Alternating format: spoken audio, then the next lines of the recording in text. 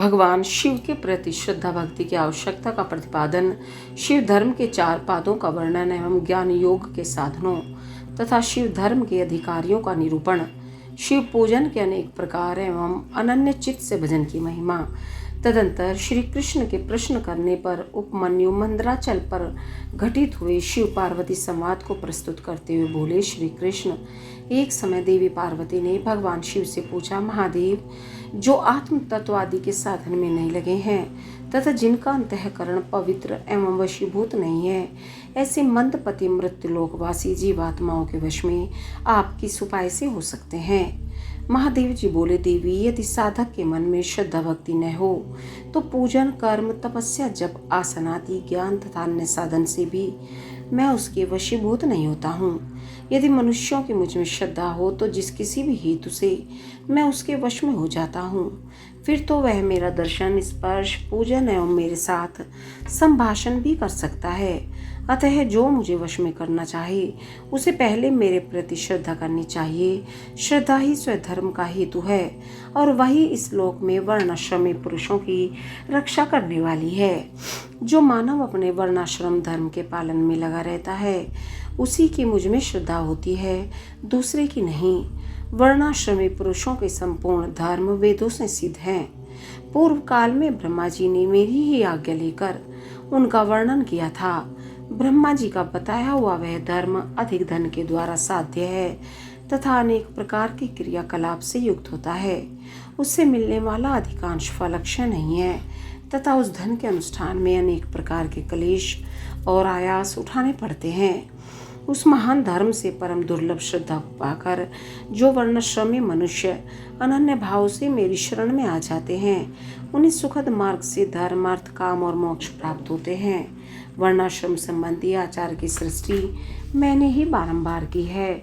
उसमें भक्ति भाव रखकर जो मेरे हो गए हैं, उन्हीं वर्णाश्रमियों का मेरी उपासना भी अधिकार है, दूसरों का नहीं।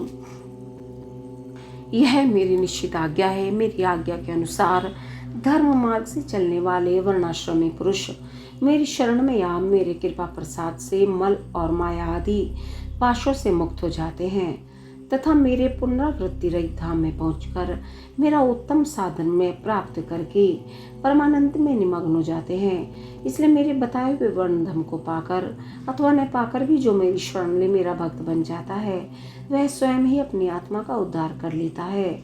यह कोटि कोटि गुना अधिक अलब्ध लाभ है। अतः मेरे मुख से प्रतिपादित वर्ण धर्म का पालन अवश्य करना चाहिए। जो मोक्ष मार्ग से विलग होकर दूसरी किसी वस्तु के लिए श्रम करता है, उसके लिए वही सबसे बड़ी हानि है, वही बड़ी भारी त्रुटि है, वही मोह है और वही अंधता एवं मूर्खता है। देवीश्वरी, मेरा जो सनातन धर्म है वह 4 चरणों से युक्त बताया गया है। उन चरणों के नाम हैं ज्ञान, क्रिया, चर्या और योग। पशु, पाश और पति का ज्ञान ही ज्ञान कहलाता है। गुरु के अधीन जो विधि पूर्वक षड्धव्य शोधन का कार्य होता है उसे क्रिया कहते हैं। मेरे द्वारा विहित वर्णाश्रम युक्त जो मेरे पूजन आदि धर्म है, उनके आचरण का नाम चर्या है। मेरे बताए हुए मार्ग से ही मुझ में सुस्थिर भाव से चित्त लगाने वाले साधक के द्वारा जो अंतःकरण की अन्य वृत्तियों का निरोध किया जाता है, उसी को योग कहते हैं। देवी, चित्त को निर्मल एवं प्रसन्न बनाना अश्वमेध यज्ञों के समूह से भी श्रेष्ठ है, क्योंकि वह मुक्ति देने वाला है। विषय भोग की इच्छा रखने वाले लोगों के लिए यह मनः प्रसाद दुर्लभ है। जिसने यम और नियम के द्वारा इंद्रिय समुदाय पर विजय प्राप्त कर लिया है, उस विरक्त पुरुष के लिए ही योग को सुलभ बताया गया है। योग पूर्व पापों को हर लेने वाला है।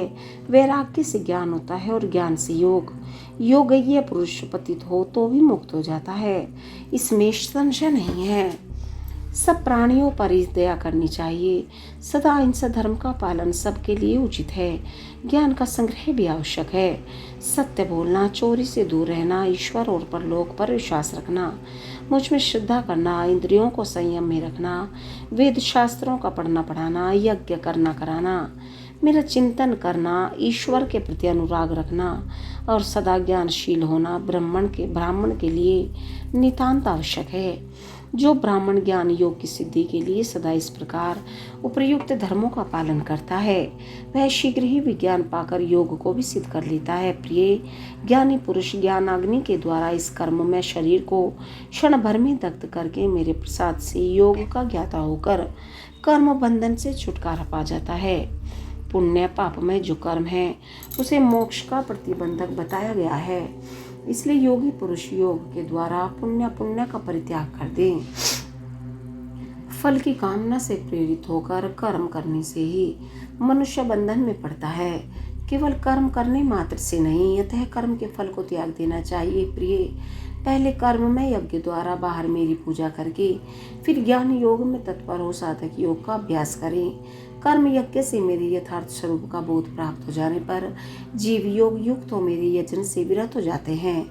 उस समय भी मिट्टी, पत्थर और स्वर्ण में भी संभाव रखते हैं। जो मेरा भक्त नित्य युक्त एवं एकाग्रचित हो ज्ञान योग में तत्पर रहता है, वह मुनियों में श्रेष्ठ एवं योगी होकर मेरा सायुज्य प्राप्त कर लेता है। जो वर्णाश्रमी पुरुष मन से विरक्त नहीं है, वे मेरा आश्रय ले ज्ञान, चर्या और क्रिया इन तीनों में ही प्रवृत्त होने के अधिकारी हैं, उन्हीं के अनुष्ठान की योग्यता रखते हैं। मेरा पूजन दो प्रकार का है, बाह्य और आभ्यंतर। इसी तरह मन, वाणी और शरीर इन त्रिविध साधनों के भेद से मेरा भजन तीन प्रकार का माना गया है। तप, कर्म, जप, ध्यान और ज्ञान, ये मेरे भजन के 5 स्वरूप हैं। अतः साधु पुरुष से 5 प्रकार का भी कहते हैं। मूर्ति आदि में जो मेरा पूजन आदि होता है, जिसे दूसरे लोग जान लेते हैं, वह बाह्य पूजन या भजन कहा गया है, तथा वही भजन पूजन जब मन के द्वारा होने से केवल अपने ही अनुभव का विषय होता है, तब आभ्यंतर कहलाता है। मुझ में लगा हुआ चित्त ही मन कहलाता है। सामान्यतः मन मात्र को यहाँ मन नहीं कहा गया है। इसी तरह जो वाणी मेरे नाम के जप और कीर्तन में लगी हुई है, वही वाणी कहलाने योग्य है, दूसरी नहीं। तथा जो मेरे शास्त्र में बताए हुए त्रिपुंड आदि चिन्हों से अंकित है और निरंतर मेरी सेवा पूजा में लगा हुआ है, वही शरीर है, दूसरा नहीं। मेरी पूजा को ही कर्म जानना चाहिए। बाहर जो यज्ञ आदि किए जाते हैं, उन्हें कर्म नहीं कहा गया है। मेरे लिए शरीर को सुखाना ही तप है, कृच्छ, चांद्रायण आदि का अनुष्ठान नहीं। पंचाक्षर मंत्र की आवृत्ति, प्रणव का अभ्यास तथा रुद्राध्याय आदि का बारंबार पाठ ही यहाँ जप कहा गया है, वेदाध्ययन आदि नहीं। मेरे स्वरूप का चिंतन, स्मरण ही ध्यान है, आत्मा आदि के लिए की हुई समाधि नहीं। मेरे आगमों के अर्थ को भली भांति जानना ही ज्ञान है, दूसरे किसी वस्तु के अर्थ को समझना नहीं। देवी, पूर्व वासना वश बाह्य अथवा अभ्यंतर जिस पूजन में मन का अनुराग है, उसी में दृढ़ निष्ठा रखनी चाहिए। बाह्य पूजन से आभ्यंतर पूजन 100 गुना अधिक श्रेष्ठ है, क्योंकि उसमें दोषों का मिश्रण नहीं होगा तथा प्रत्यक्ष दिखने वाले दोषों को भी वहाँ संभावना नहीं रहती है। भीतर की शुद्धि को ही शुद्धि समझना चाहिए, बाहरी शुद्धि को शुद्धि नहीं कहते हैं। जो आंतरिक शुद्धि से रहित हैं, वह बाहर से शुद्ध होने पर भी अशुद्ध ही हैं। देवी, बाह्य और आभ्यंतर दोनों ही प्रकार का भजन भाव पूर्वक होना चाहिए, बिना भाव के नहीं। भाव रहित भजन तो एकमात्र विप्रलंब का ही कारण होता है। मैं तो सदा ही कृतकृत्य एवं पवित्र हूँ, मनुष्य मेरा क्या करेंगे? उनके द्वारा किए गए बाह्य अथवा आभ्यंतर पूजन में उनका जो भाव प्रेम है, उसी को मैं ग्रहण करता हूँ। देखवी, क्रिया का एकमात्र आत्मा भाव ही है, वही मेरा सनातन धर्म है। मन, वाणी और कर्म द्वारा कहीं भी किंचन मात्र फल की इच्छा न रखकर ही क्रिया करनी चाहिए। देवेश्वरी, फल का उद्देश्य रखने से मेरा आश्रय लघु हो जाता है, क्योंकि फलार्थी को यदि फल न मिला तो वह मुझे छोड़ सकता है। सती साध्वी देवी, फलार्थी होने पर भी जिस साधक का चित्त मुझ में ही प्रतिष्ठित है, उसे उसके भाव के अनुसार फल मैं अवश्य देता हूँ। जिनका मन फल की इच्छा न रखकर ही मुझ में लगा रहो, परंतु पीछे वे फल चाहने लगे हों, वे भक्त भी मुझे प्रिय हैं। जो पूर्व संस्कार वश ही फलाफल की चिंता न करके विवशों मेरी शरण लेते हैं, वे भक्त मुझे अधिक प्रिय हैं। परमेश्वरी, उन भक्तों के लिए मेरी प्राप्ति से बढ़कर दूसरा कोई वास्तविक लाभ नहीं है, तथा मेरे लिए भी वैसे भक्तों की प्राप्ति से बढ़कर और कोई लाभ नहीं है। मुझ में समर्पित हुआ उनका भाव मेरे अनुग्रह से ही उनको मानो बलपूर्वक परम निर्वाण रूप फल प्रदान करता है। जिन्होंने अपने चित्त को मुझे समर्पित कर दिया है, अतएव जो मेरे अनन्य भक्त हैं वे महात्मा पुरुष ही मेरे धर्म के अधिकारी हैं। उनके 8 लक्षण बताए गए हैं। मेरे भक्तजनों के प्रति स्नेह, मेरी पूजा का अनुमोदन, स्वयं को भी मेरे पूजन में प्रवृत्ति, मेरे लिए ही शारीरिक चेष्टाओं का होना, मेरी कथा सुनने में भक्ति भाव, कथा सुनते समय स्वर नेत्रों रंगों में विकार का होना, बारंबार मेरी स्मृति और सदा मेरे आश्रित रहकर ही जीवन निर्वाह करना। ये 8 प्रकार के चिन्ह यदि किसी म्लेच्छ में भी हों तो वह विप्र शिरोमणि श्रीमान मुनि है, वह सन्यासी है और वही पंडित है। जो मेरा भक्त नहीं है वह चारों वेदों का विद्वान हो तो भी मुझे प्रिय नहीं है, परंतु जो मेरा भक्त है वह चांडाल हो तो भी प्रिय है। उसे उपहार देना चाहिए, उसे प्रसाद ग्रहण करना चाहिए तथा वह मेरी समान ही पूजनीय है। जो भक्ति भाव से मुझे पत्र पुष्प फल तथा जल समर्पित करता है उसके लिए मैं दृश्य नहीं होता हूँ और वह मेरी भी दृष्टि से कभी ओझल नहीं होता है। ओम नमः शिवाय।